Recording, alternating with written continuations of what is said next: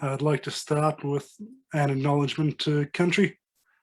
I'd like to acknowledge the Wadawurrung people from whose land we speak today, acknowledge their ownership, and I'd also like to make my respects to their elders, past and present. So thanks for joining us tonight to discuss the art of making the used reusable.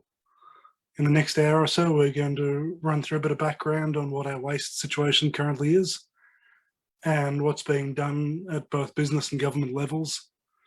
And once we've got that foundation, I want to share with you some really interesting work that's being done across Australia by both small-scale craftspeople and big business in the reuse area, and to ask the question, what do we need to do to make reuse the norm rather than just a niche? Now, if you've got any questions along the way, feel free to pop them up in the chat box and I'll do what I can to respond.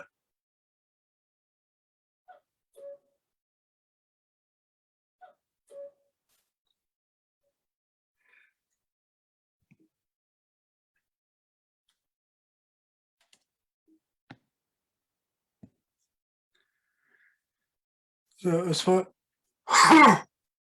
as where we stand today, on average, each Australian throws out about 24 kilos of wooden furniture a year.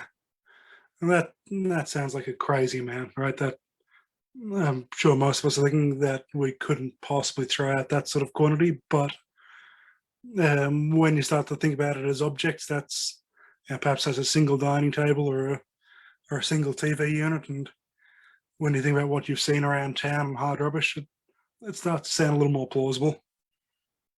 And what's the crazier number to me is the German statistic that only 8.3% of the appliances sold in Germany are purchased to replace defective ones.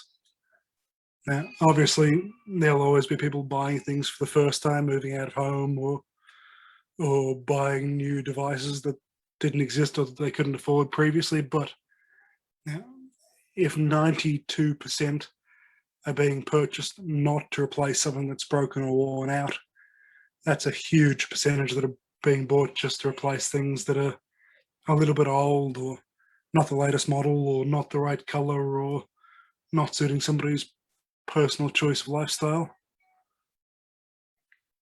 So that makes a huge percentage of a huge number of items that are being disposed of unnecessarily that are probably absolutely perfectly good and usable.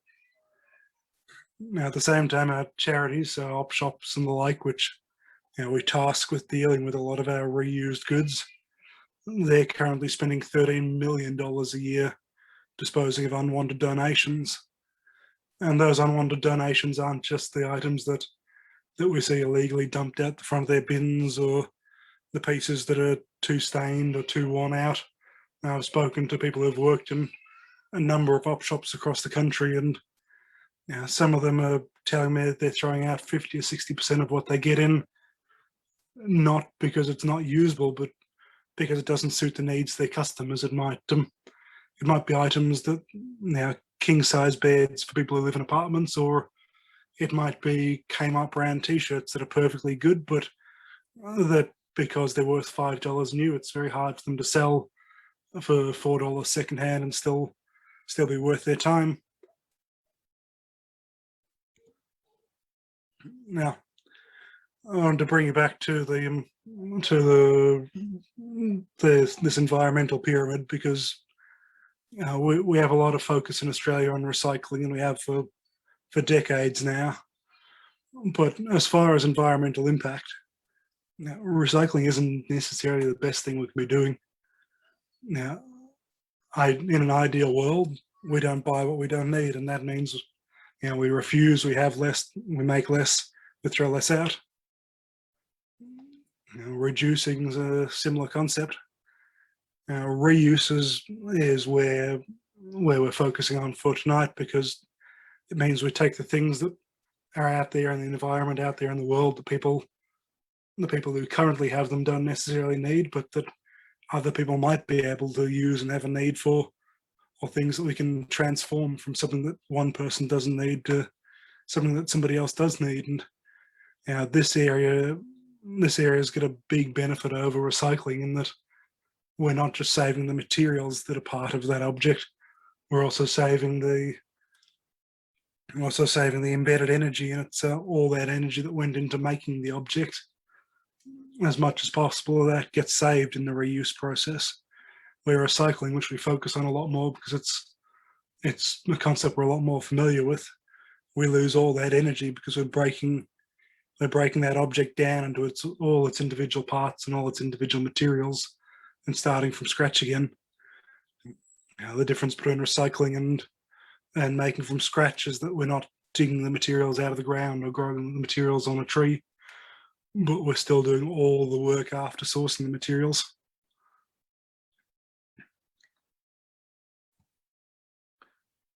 So there's been some interesting work going on in this area of reuse in the last few years. You might have heard a bit about the right to repair movements that are happening globally. In the USA, we've had a right to repair for automobiles since 2012. And what the right to repair movement is effectively a lot of companies had been claiming IP and claiming ownership over both spare parts and over how to repair things. Now, Apple's a prime example of that. If you go and buy a mobile phone from other brands, say from Samsung or from a lot of the other makers, you can easily find out what battery they've got in them, what processor they've got in them, what RAM, what the bits are that make up the whole. And because you can find that out and because you can open them, you can repair them and you can service them. Some brands like Apple and like some automakers have worked hard to keep that knowledge of what's inside to themselves. They've made rules about not letting people outside of their company repair their goods or claiming that warranties will be invalid if you don't use parts supplied by them to repair them. And because of that, it's made repair and replacement a lot more difficult. So over the last 10 or so years, there's been a lot of movement in breaking down those barriers that businesses have made. USA introduced rules in 2012 for automobiles. A couple of years ago, the EU introduced rules for consumer appliances. That was mostly focused on white goods, and at the moment we've got a draft report being written in Australia with the same intent, focusing, to my understanding, on electronics, so on your phones and on your white goods and on your appliances, to ensure that the information, the spare parts are out there to be able to keep these goods operating for longer. Now, as far as government support for reuse and recycling, there's been, obviously after the big crisis that we've had since China stopped taking a lot of our unprocessed waste and recycling, we've had a lot of big grants being put out for recycling, especially around those sorts of materials that we used to export. That money hasn't so much flowed to reuse yet, but we'll get to that in a second. Victoria released the Circular Economy White Paper last year, which was fantastic to see them thinking about that sort of thing. We were involved in the review process of that, and there's a lot of content, as you sort of expect on recycling, since historically that's been our biggest method of reuse. But there are also ideas within what's been put forward and intents within what's been put forward that open the door to a lot more reuse and repurposing than had been considered at a government level previously.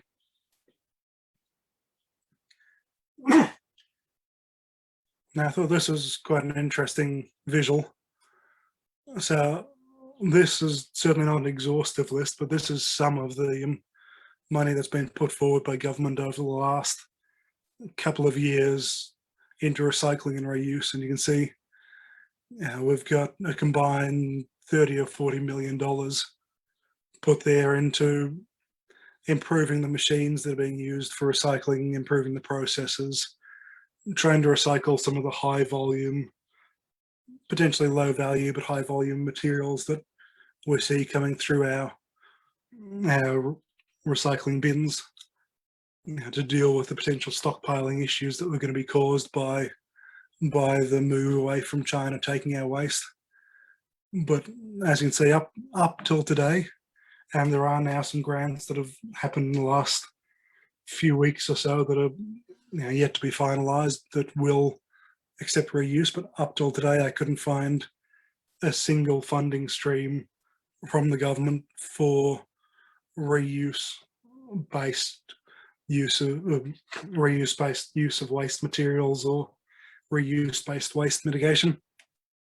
That's a really interesting mindset given the potential value, the potential benefits of reuse in as far as energy conservation and things like that.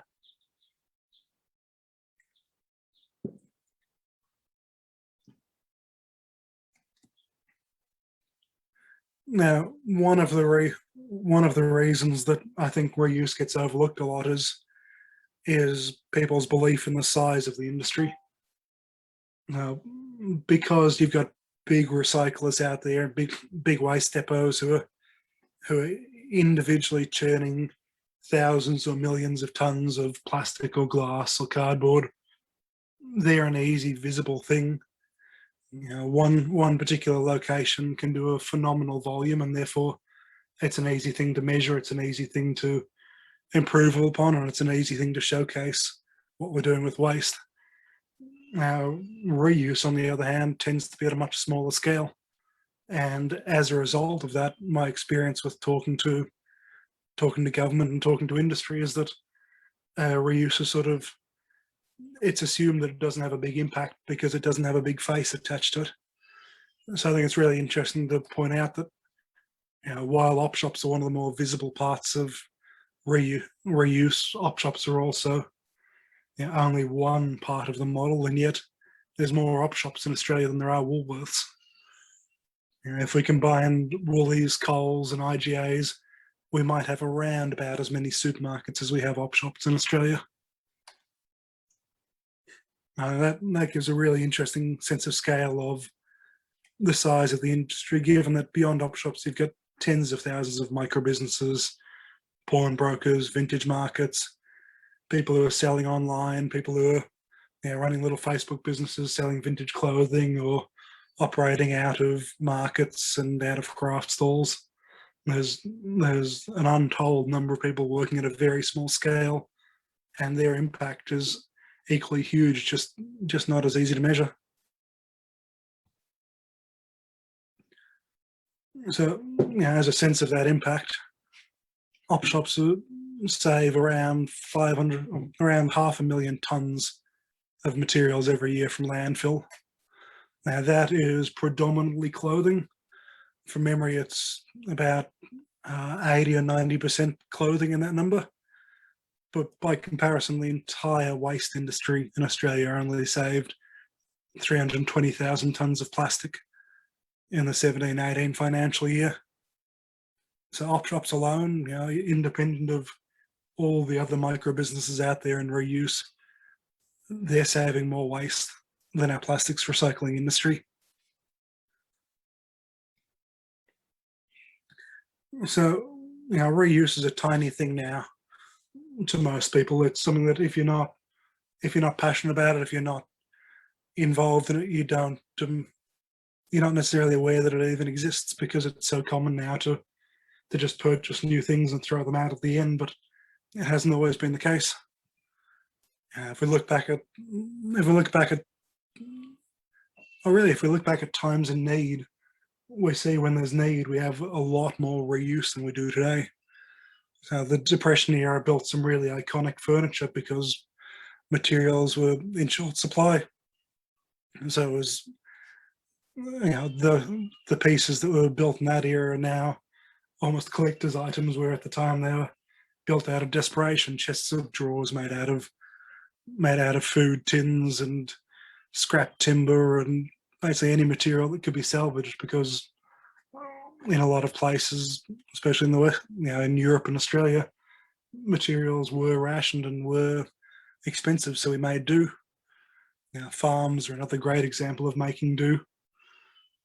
It was entirely common right up till middle of last century to be tearing apart old cars and turning them into tractors, or or even just pulling the motors and gearboxes out of them and using those motors to drive lathes or drive milling machines or drive all sorts of heavy equipment.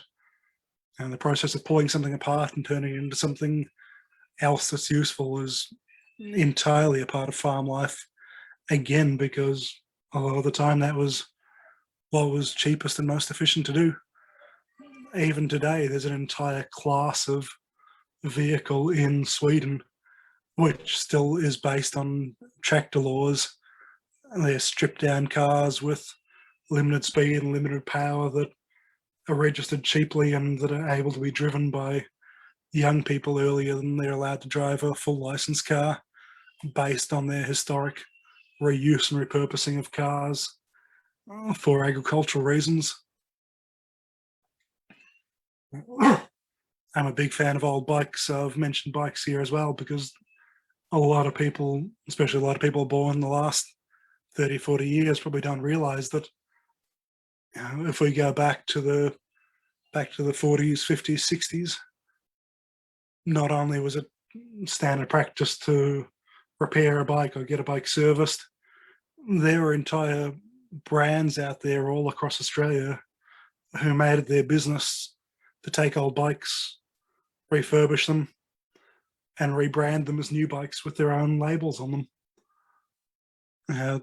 Bike shops didn't just sell new bikes; they rebuilt bikes as new, and I've got a few examples of those in my collection. They're a fascinating thing to think of, because it's such an uncommon thing now to see brands attaching their label to something that they've remade rather than something they've made.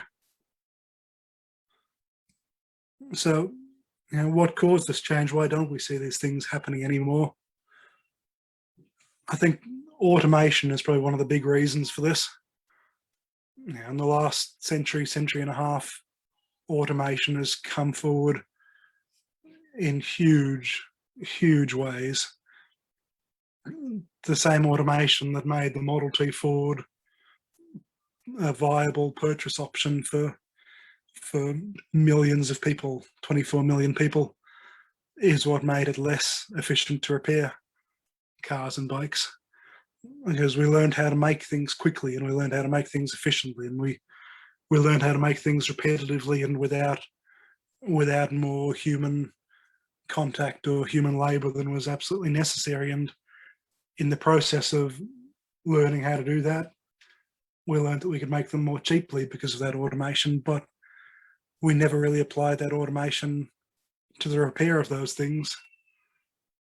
Now, the car that you own today, if you own one, was made on a production line and would have had very minimal human impact. But as soon as it's out of the showroom, any servicing, any repair is done by a group of skilled people who, just to keep the doors open, have to charge you $100, $120, $130 an hour to do repairs on those goods, on those cars.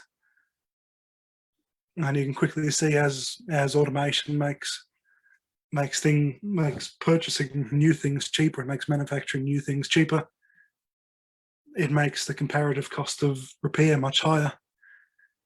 So, you know, in developing countries where labor is a lot cheaper, there's a lot more repair going on, and just about anything can be repaired. But in countries like Australia, where it costs $100 an hour just to keep the doors open on a manufacturing or on a repair-based business, we get a lot less repair, because there's a lot of items that by the time you've gone through the process doing it one at a time, it's just not cost comparable to purchasing new. And that's one of the biggest changes that's occurred. So we have to look in future at how can we apply efficiency principles, how can we apply automation to repair to make it all of a sudden comparable again with manufacturing new.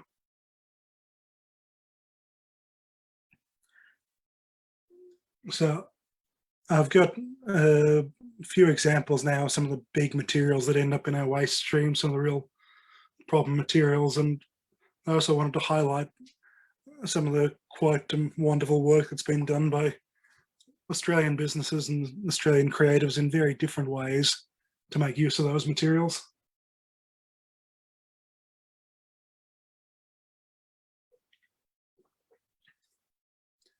So glass is a big problem material. In part, it's a problem because of the way that we capture it for recycling, and we drop it into a bin with everything else. It gets broken in the bin or from one bin to the next. And because it gets broken and damaged and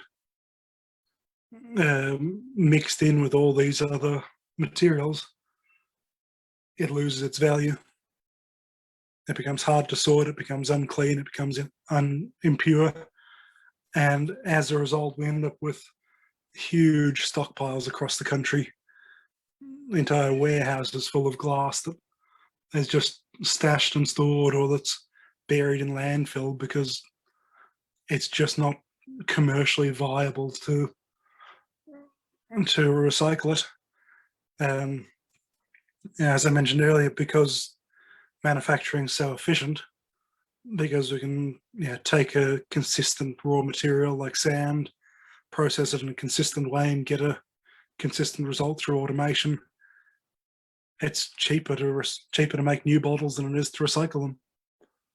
And that causes us a huge problem. We get 1.4 million tons of glass packaging sold every year in Australia, and the fact that we don't reuse a lot of that is probably an even bigger issue than the recycling of itself. Obviously, if we were using those jars and bottles 10 times, 20 times, 50 times, taking them to bulk food places or having efficient ways to refill them, that would be even better. But dealing with the ones that we do throw out, dealing with those is a big problem at the moment. One of the ways that we've worked out through grants and funding in the last few years to reuse some of our imperfect glass waste, some of the pieces that are too small or too dirty or too mixed, is road base. So the Alex Fraser Group uses over 1 million tons of recycled glass and sand a year in road base, which is that's a wonderful volume. It's a huge sounding number. We also, so as well as using it in the actual surface, it's used as drainage underneath the roads. As you can see, depending on how it's used, a lot of the uses are reasonably small percentages. When it's being used as a substitute for virgin sand, it was only 5 to 10% substitution. In concrete, it was up at 30%, and as subsurface drainage, it can be used on its own. But in all three of these uses, effectively we're pulling that glass out of the circular economy stream. Once we've used it in road base or in concrete, it's stuck in there. It's not being separated out. It's part of that material for good. It's no longer able to be reused again and again and again. So while it's a solution, it's not necessarily the best solution. Those of you who have been into our store will probably be familiar with some of Ruth Allen's work. She does some really beautiful work with old bottles of all sorts. And I thought she was a really good creative maker to highlight as part of understanding what can be done with materials that others don't see value in. So I'll share with you now a little snippet of hers.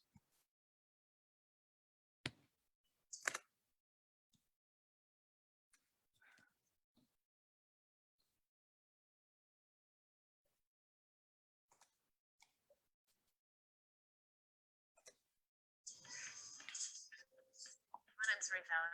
I'm a glassblower by trade. I've been blowing glass for more than 25 years. But there was a point in 2013 where I couldn't justify the process any longer. The furnace is consuming fossil fuels and expensive. So I thought, what can I do that actually fits my ethos, and we have built up relationships with restaurants and bars and cafes in our local area, CBD. They collect bottles for us. We go and pick them up and turn them into something useful, something beautiful, something that you want to live with.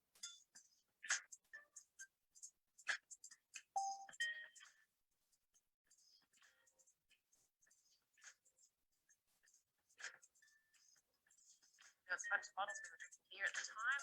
I was like, whoa, like we can transform these, we can make them into something that is useful and not throw them away. So that's kind of the beginning of sustainable studies and sustainable life, and now the signature works, which are far more art orientated.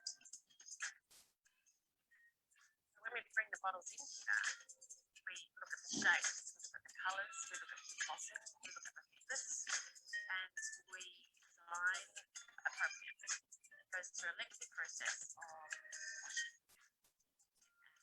sandblasting, a hot process. The scope of what's possible with bottles is transforming us from the process to mixing.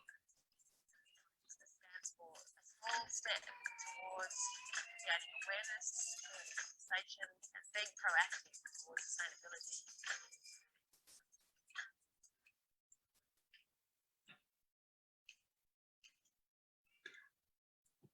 So everything you saw in that clip, all the light fittings and the glasses, they're all handmade by Ruth and some contacts of hers. They work with bottles that are salvaged from different pubs and individuals around them, and they hand blow them into beautiful functional pieces. Now, I've been aware of her work since she kicked off doing this 9 or 10 years ago. I thought it was a really unique way to take waste glass that's got no inherent value once the liquid's emptied out of it, and make it into a beautiful functional item.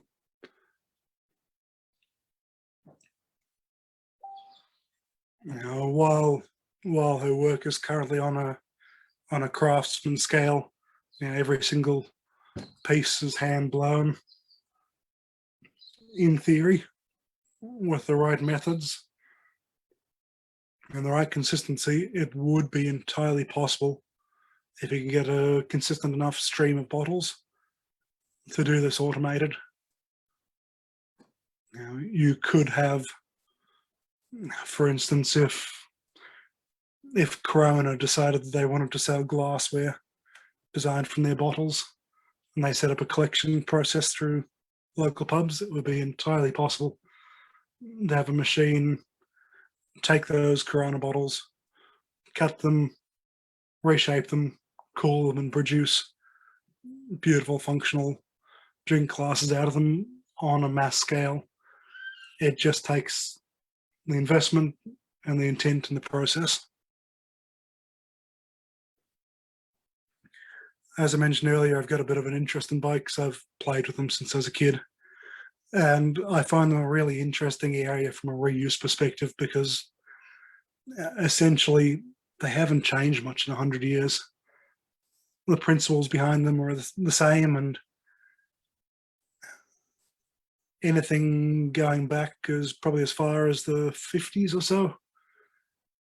You can service, repair, replace parts on easily today, and you can swap parts between eras. So you can have a 1950s frame with 1980s wheels and 1990s handlebars and a brand new seat. That can be done with bikes because they're wonderfully universal things, and that in theory makes them great items for reuse. So you'd expect to see a lot of reuse in them, but while you did decades and decades ago, you really don't now, and the numbers in this slide really explain why that is.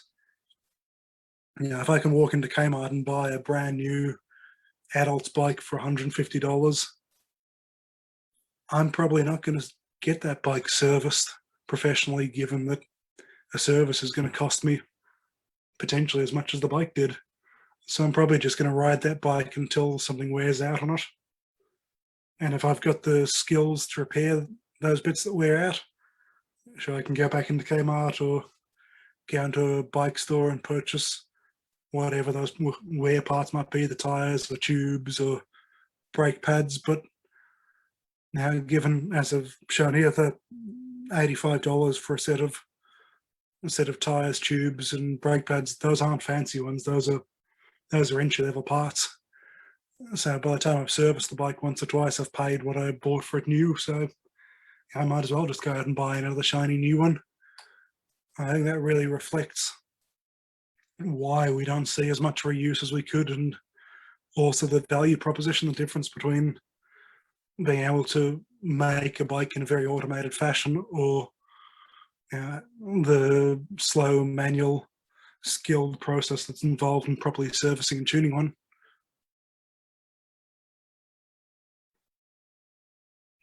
So looking at recycling, most parts of bikes are reasonably easy to recycle.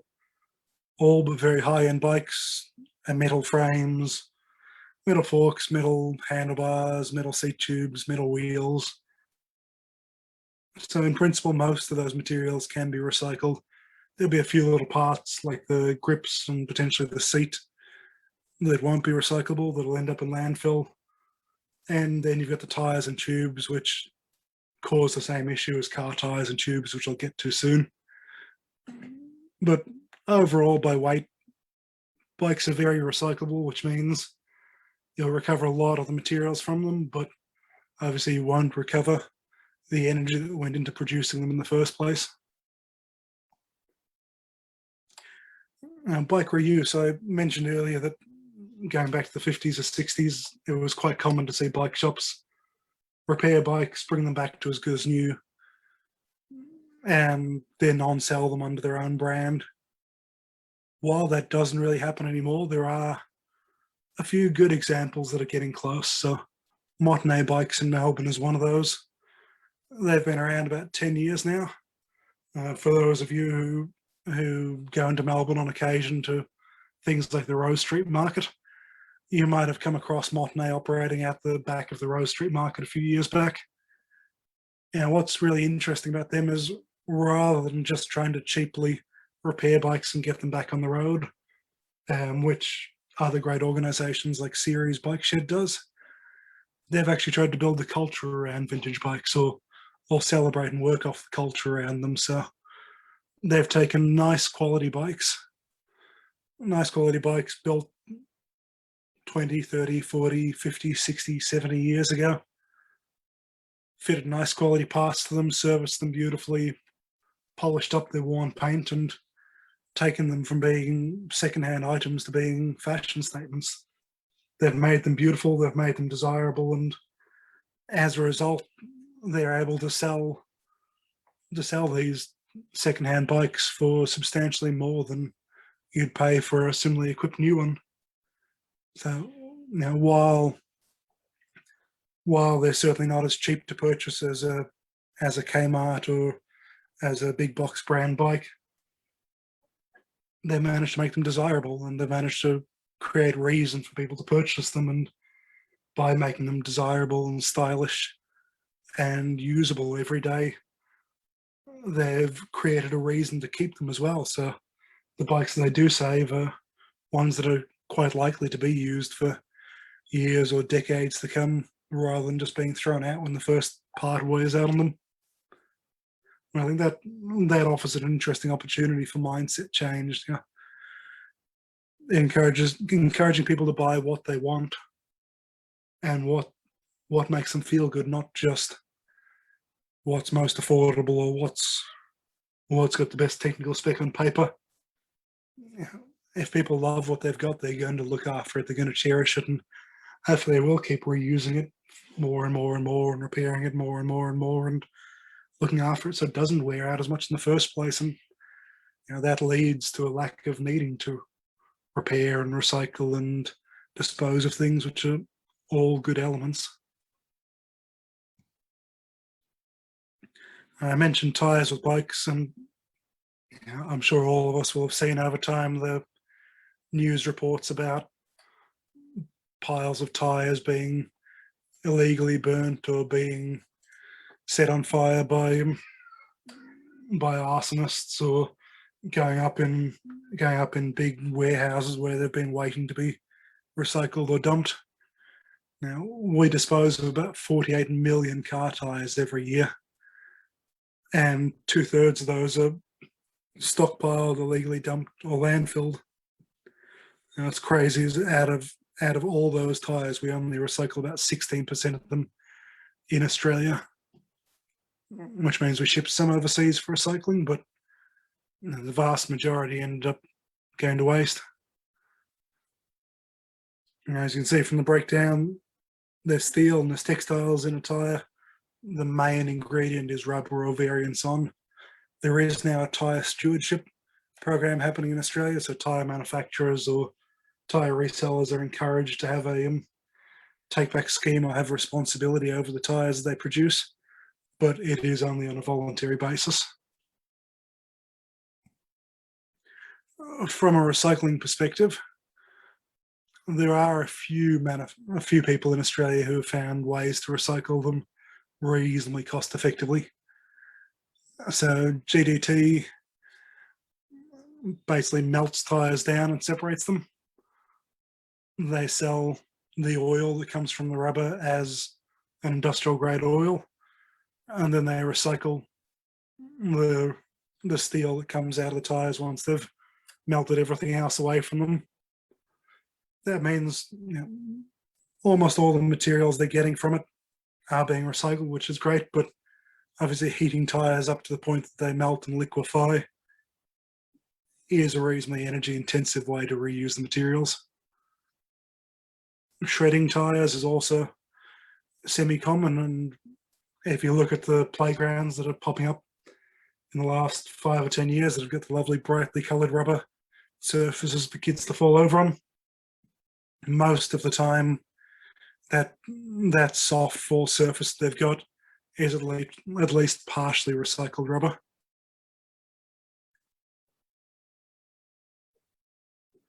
The other spot that shredded or crumb rubber is used is in the top coat on roads. So once all the structural work's done, the final sort of sealing coat that's laid down on a bitumen road is sprayed on, and it's got some car rubber in, but only up to about 9%.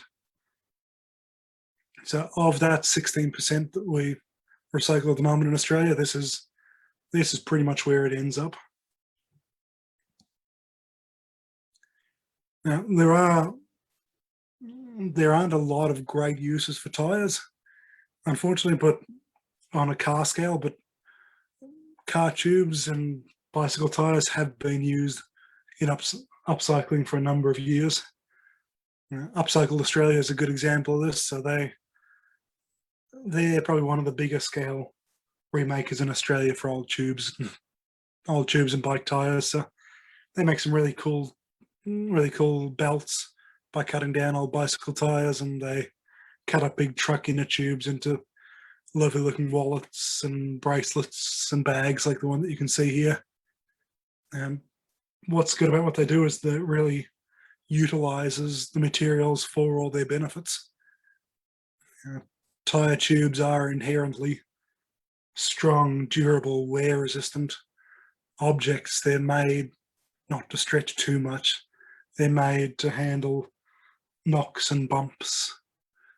So really they're perfectly suitable to be bags and wallets and belts. So it's one of the things I like most of what they do is they do use these materials in a way that makes functional sense. They work with them rather than working against them.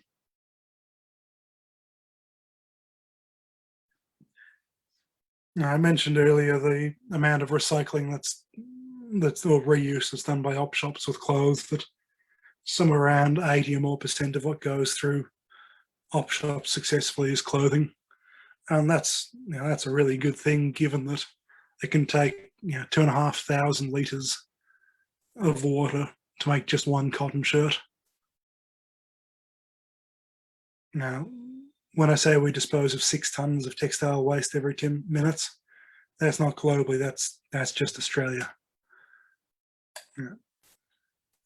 88% of the textile waste that we produce goes straight to landfill. That's just a huge percentage. Now we buy around 27 kilos of textiles every year.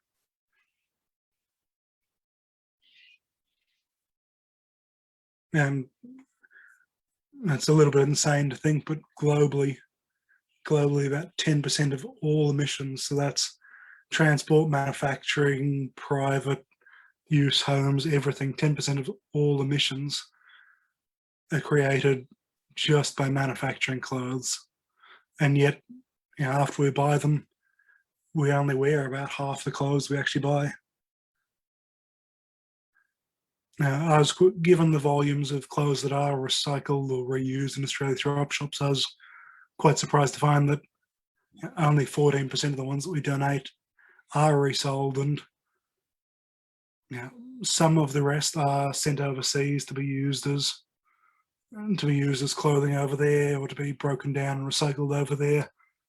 Some of them are turned into rags here in Australia and resold as rags, which again, once they're rags, it really takes them out of the circular economy and out of the reuse loop. But given the huge quantities that we purchase, there's a lot of room for improvement.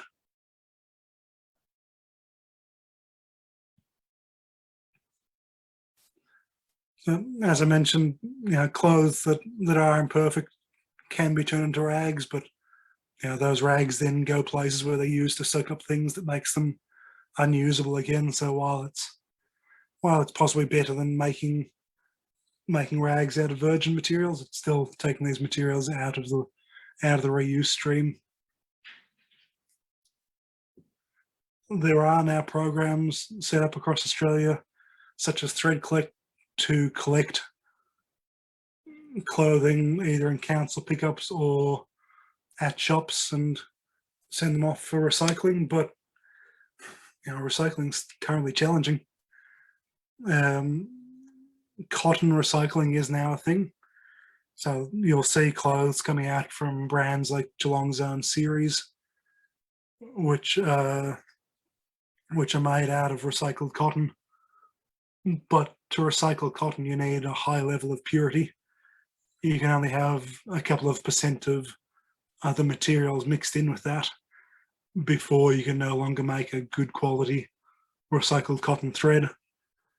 And as a result of that, a lot of the blended materials that we make virgin clothes out of at the moment just can't be used in recycled clothing. And because of that cleanliness rule, it's actually, like a lot of other things, it's more expensive to make recycled cotton than it is to make raw cotton.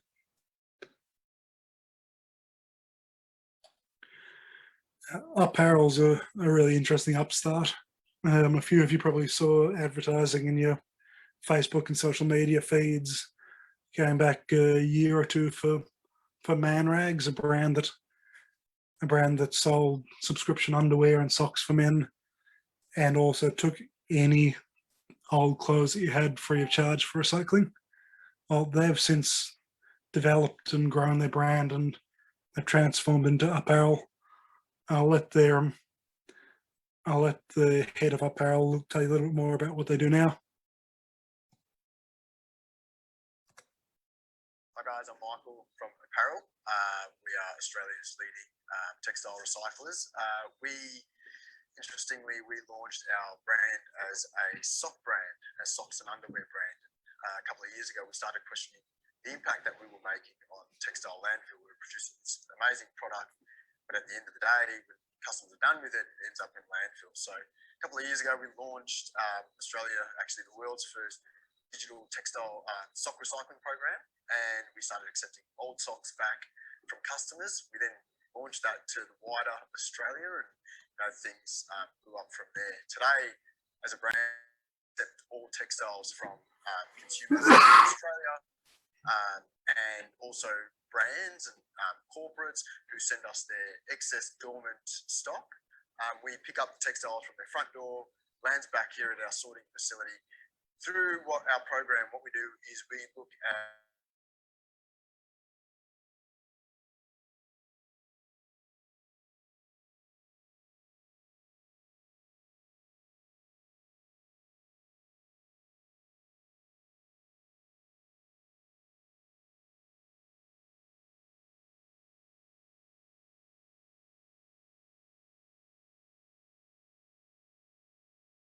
pretty unique products at the moment here in Australia, closing the loop.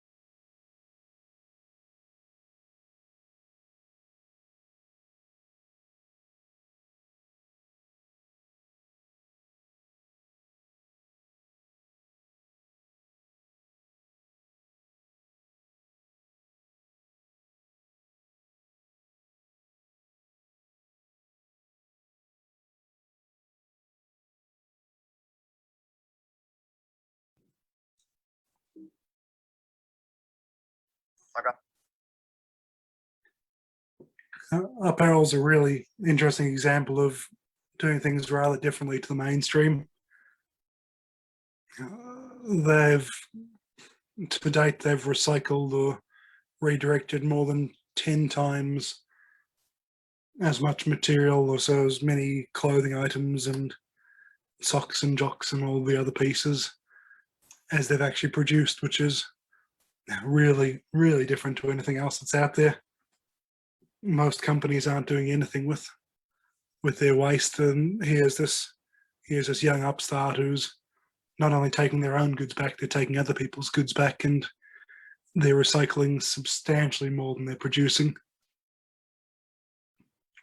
At this point, the majority of apparel's range is made from virgin materials, but that's something they're changing. They've released a few ranges, such as socks, now that are made from the materials that they're capturing and recycling, and we really hope that as their brand develops, that becomes a bigger and bigger part of the image, so they are doing great things on both the materials capture and the materials use side of things.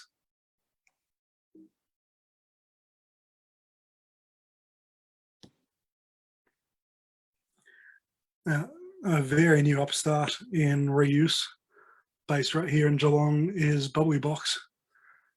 And Bubbly Box is actually something that has myself, my wife, and another young Geelong family involved. And we set this up, or we came up with this idea after our daughter was born nearly 3 years ago.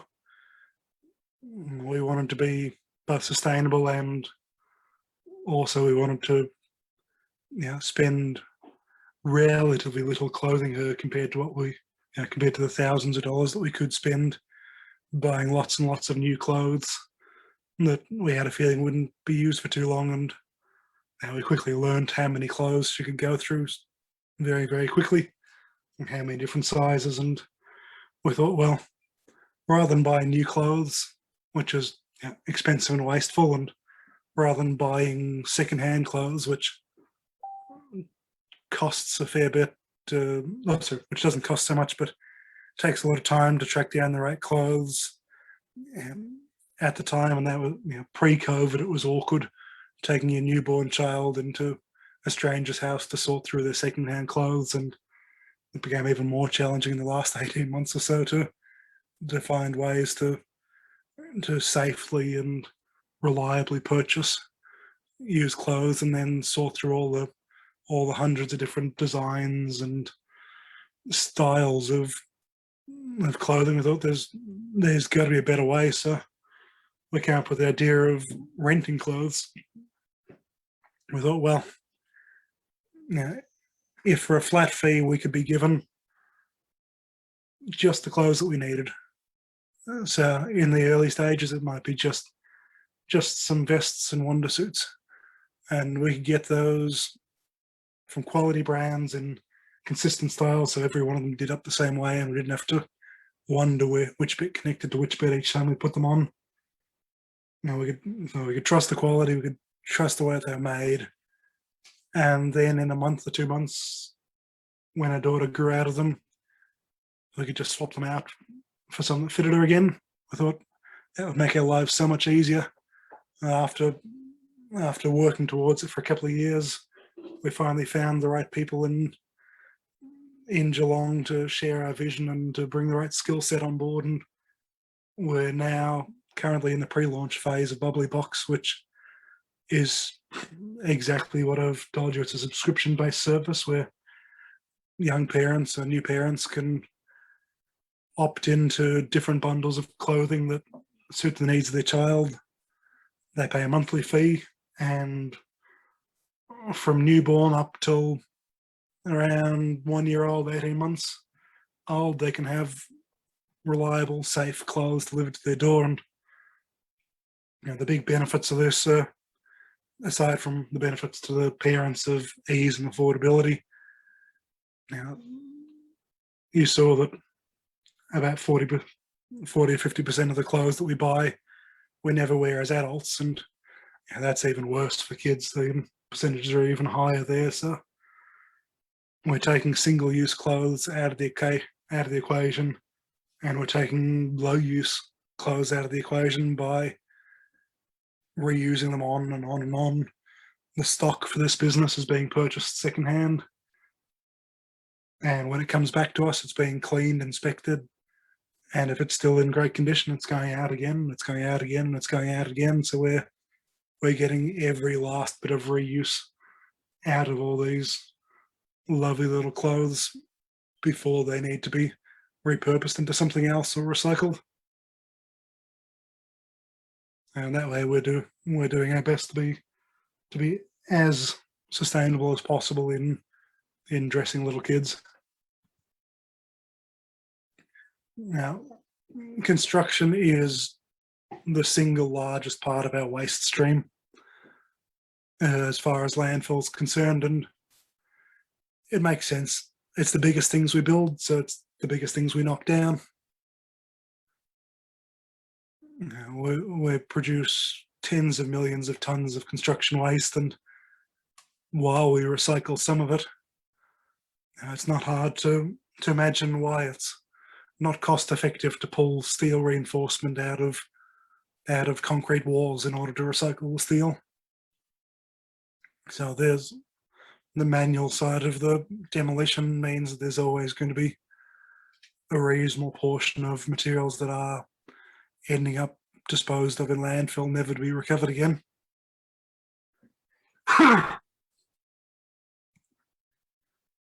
Construction recycling is picking up, which is great news. It's still only a portion, but it is picking up.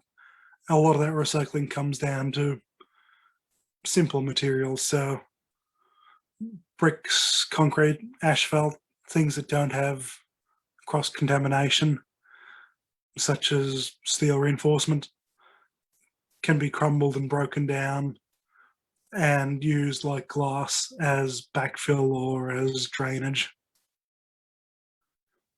Just like glass, these broken masonry pieces are used in road surfaces to some degree. A lot of the steel, certainly not all of it, but a lot of the steel is now being salvaged from demo sites, and it was heartening to watch that as I've been watching the old Geelong Performing Arts Centre being torn down in the last few weeks. While it looked utterly chaotic from a distance, watching the big machines coming and crunch things and throw them into skips, I stepped back and watched for a couple of minutes and saw that they were actually throwing all the metals together in one box to recycle them, which certainly nowhere near as good as reusing those materials, but a step in the right direction. An interesting area that is changing at the moment is hardwood framing. Now, we grow a lot of quality timber to frame buildings and to frame houses, especially traditionally. And because that timber's nailed together and hidden within walls and hidden within ceilings, most of the time that's ended up crushed down in landfill. But as demand's increased for some of those timbers, and virgin timbers have become more expensive as deforestations come under greater scrutiny, prices are going up, and there is a greater amount of hardwood framing being recovered from housing. And I thought one of the most interesting areas was PVC piping, because not a material that I'd expected to be recycled, but PVC piping is used as conduit for a lot of our electrics in houses. It's used for our sewerage and all that sort of thing. And there are actually companies like Pippa who are recycling hundreds of tons a year of that piping. And because of the sort of plastic PVC is, it takes very well to being mixed in with virgin material and remade into pipe again. Now, obviously, if we're not recycling buildings, we're reusing them. And while there has been a trend for a long time to knock buildings down and build something new in their place, I think the Hamilton Group in Geelong has been a really good example of how much value you can find in an old building if you reuse it properly. The Federal Mills precinct, which I'm sure most of you are aware of, is quite an exceptional precinct. Every building on that is up to 100 years old, and they've managed to reuse all the brick structures, some of the steel structures, the foundations. They've managed to reuse a huge portion of the building, and yet they've managed to transform it at the same time into something that isn't just barely functional. It's something that is highly functional. It's taken, it's brought in overseas companies to do business and set up operations on site. It's brought in retailers, it's brought in gyms, it's brought in cafes. And that model they've used there, they've used in half a dozen other sites around Geelong of, not just considering an old building for its land value, but considering it for its inherent structural value and managing to make something beautiful and functional and desirable out of what's already there. And I think that's what's grown them to be a real Geelong icon at the moment, and what really hopefully will set a bit of a precedent for maintaining the inherent and aesthetic values in the buildings that we've got already. Hopefully the quality work they've done will inspire others to do the same. These examples I've shown you, they're the tip of the iceberg. There's thousands and thousands of repairers and repurposers across Australia. The guy who mends shoes in the shopping centres, a repairer. The lady who lives outside of Colac who takes old woolen blankets and turns them into oven mitts and dog coats. She repurposes. There's so many people out there doing so many great things, predominantly on very small scales. We showcase a little over a dozen of those people in the shop, but there are so many more out there operating right across Australia, and they really need our support, and they need awareness. While they're all individually tiny, they have a huge impact, an impact far bigger than we realise because we don't have a method of measuring it. So, what can we do today? What can we do as a society, as a government, as a country to see if we can turn the tides and make reuse and repurposing a bigger part of our everyday life, make it something that's visible and accessible and desirable again. One element of it is making sure that councils and governments see what's happening, finding a way to make the scale visible. It is very hard to measure individual achievements on such a small scale and bring them all together and put a number on what they've done, but that number would be substantial if there was a method. And if that number could be presented, then I'm sure we would see a much bigger buy-in from government and from legislature. Now, obviously, there's some legal challenges too. We've got some very strict safety rules for very good reasons on materials, and at times it can be challenging when working with recycled and salvaged materials to ensure that they're not painted with paints that were acceptable 50 or 60 years ago, but that are no longer acceptable, or make sure they don't have coatings or details that don't meet current standards. But one of the biggest, one of the other challenges is exposure, because so many of these makers are so small, you don't know about them. You don't know there's these people that exist. I imagine if I asked any of you where to take a bicycle that you no longer wanted within Geelong, imagine if I asked you that, a few of you might say an op shop, a few of you might be aware of Good Cycles and suggest them, but I doubt that anyone who's listening would have known there's at least half a dozen places around Greater Geelong that'll take bicycles to repair or repurpose or to send off to other countries for reuse. So exposure is one side, but the other side is trying to make it easier to make these things, and one of the big ways to make it easier is to make materials access easier.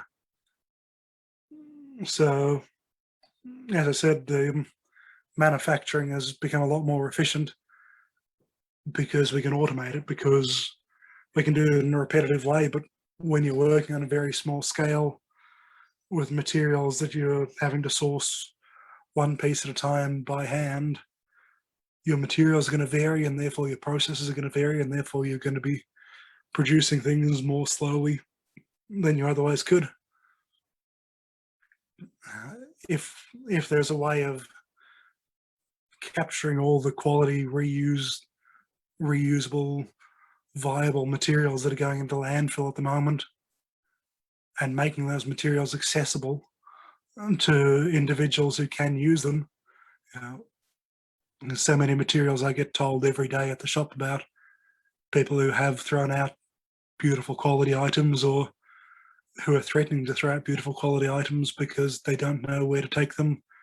And at the same time, I know how much work the makers that I work with go to find those same materials. So if there was a method of capturing the materials that people no longer want and putting them in front of the makers who want to work with them, and doing that really efficiently and providing consistent materials to work from and quality materials to work from in a really efficient way, all of a sudden remaking becomes that little bit more viable. It becomes that little bit more cost effective. It becomes that little bit more accessible, and hopefully that drives a heck of a lot more of it happening. So for those of you who are coming to next week as well, hopefully we'll be able to do next week in person, but next week, that is what we're going to be focusing on to a large degree. Is, we know that there's great reuse happening. We know that we'd love to see a lot more of it. So how do we do that? What do we do to make reuse viable, to make reuse desirable, and to make it a far bigger part of our reuse economy?